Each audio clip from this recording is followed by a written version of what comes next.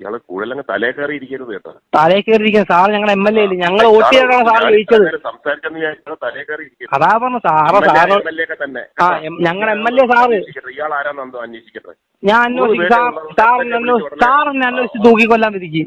അതിൽ കൂടുതൽ എനിക്കൊന്നുമില്ല സാറേ. എന്റെ അനുഭവത്തിനെല്ലാം അവിടുത്തെ ജോലിക്കാരവിടെ പോയത് ഗവൺമെന്റ് സ്റ്റാഫ് രാവിലെ 8-10 മണി തൊട്ട് വൈകുന്നേരം 5 മണി ജോലി ചെയ്യണ്ടേ അവിടെ.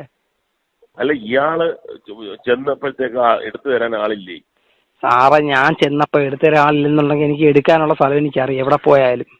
ഞാൻ അതല്ല ചോദിക്കുന്നത്. സാറിന് വിളിക്കുന്നത് ഒരേ ഒരു സാറ് ഞങ്ങളുടെ MLA ആണോ അല്ലയോ? ഇയാള് കൂടുതലങ്ങ് തലേ കയറി ഇരിക്കരുത് കേട്ടോ. തലേ കയറിയിരിക്കാൻ സാർ ഞങ്ങളുടെ MLA അല്ലേ, ഞങ്ങൾ വോട്ട് ചെയ്താണ് സാർ ജയിച്ചത്. അതാ പറഞ്ഞു സാറ് ഞങ്ങളുടെ MLA സാറ്. ഇയാൾ ആരാന്നോ അന്വേഷിക്കട്ടെ. ഞാൻ അന്വേഷിക്കും സാറിനെ അന്വേഷിച്ച് തൂക്കിക്കൊല്ലാൻ വിധിക്കും.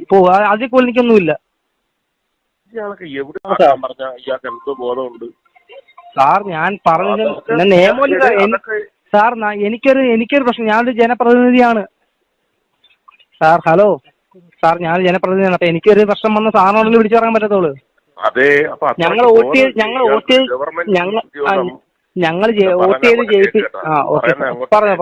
പറഞ്ഞു. ഗവൺമെന്റ് ഉദ്യോഗം MLA വിചാരിച്ചാൽ നടക്കുമെങ്കിൽ പിന്നെ MLA ഒക്കെ ഏത് ലെവലിൽ നിൽക്കേണ്ട ആളാണ് സാർ? ഗവൺമെന്റ് ഉദ്യോഗം വേണമെന്നല്ല പറയുന്നത് സാർ. ഹലോ സാർ, ഗവൺമെന്റ് ഉദ്യോഗം വേണമെന്നല്ല പറയുന്നത്. ഞാൻ പറയുന്നതിന് ഇടയ്ക്ക് കയറി സംസാരിച്ചു കഴിഞ്ഞാൽ ഇയാൾക്കും മനസ്സിലാകത്തില്ല, എനിക്കും. ഇയാള് റോഡിലോട്ട് ഇറങ്ങി കൊച്ചു കുട്ടികളുണ്ടല്ലോ സ്കൂളിൽ പഠിക്കുന്ന അവരുടെ അടുത്ത് ചോദിക്കണം, ഒരു ഗവൺമെന്റ് ജോലി കിട്ടാൻ മന്ത്രി വിചാരിച്ചാൽ നടക്കും. MLA പോട്ട് മന്ത്രി വിചാരിച്ചാൽ നടക്കൂ? അതിനൊക്കെ ഓരോ പ്രൊസീഡിയർ ഉണ്ട്, PSC ഉണ്ട്, എംപ്ലോയ്മെന്റ് സാർ. ഞാനും അതിനൊക്കെ ജോലി മേടിച്ച് ഞാൻ ഒരു വ്യക്തിയാണ്. അതുകൊണ്ടാണ് സാറിന് ചോദിക്കുന്നത്. സംസാരിച്ചിട്ട് കാര്യമില്ല, ഇയാൾക്കൊന്നും മനസ്സിലാവുന്നില്ല. സാറിന് പറഞ്ഞ കാര്യം മനസ്സിലായി. ഞാൻ ചോദിച്ച അതൊന്നുമല്ല. മനസ്സിലായി. നോക്കിക്കൊള്ളും കേട്ടോ. അതൊക്കെ ഗവൺമെന്റ് ബിവറേജ് കോർപ്പറേഷൻ ഗവൺമെന്റ് ഒക്കെ നോക്കിക്കൊള്ളും അവിടെ ആളെ.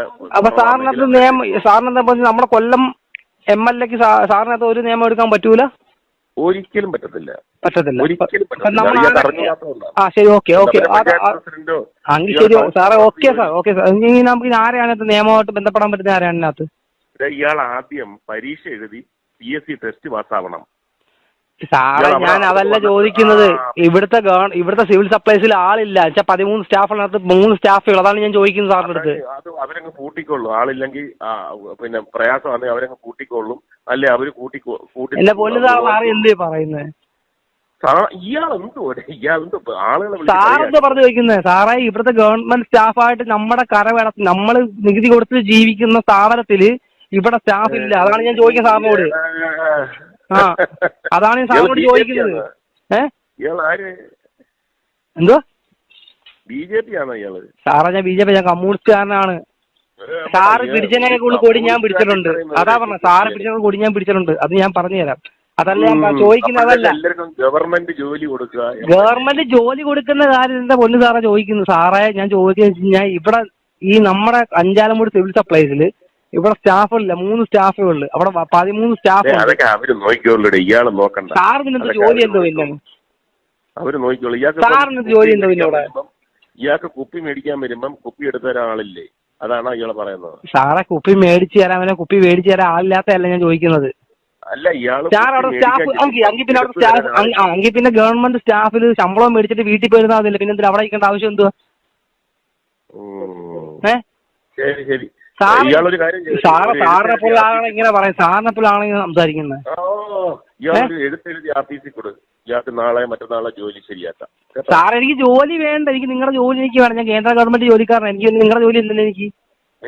പിന്നെന്താ ഇയാൾക്ക് വേണ്ടത്? സാറേ, ഞാൻ ചോദിച്ച കാര്യം എനിക്ക് ഇതുവരെ മനസ്സിലാവുന്നില്ല. ഇവിടുത്തെ അഞ്ചാലമൂട് സിവിൽ സപ്ലൈസ് അവിടെ വർക്ക് സ്റ്റാഫായിട്ട് ആരുമില്ല. 3 പേരേ ഉള്ളു. 13 പേര് സ്റ്റാഫ് 3 പേരേ ഉള്ളു. ബാക്കിയുള്ള സ്റ്റാഫുകൾ അവിടെ പോയി. ഇതാ ഞാൻ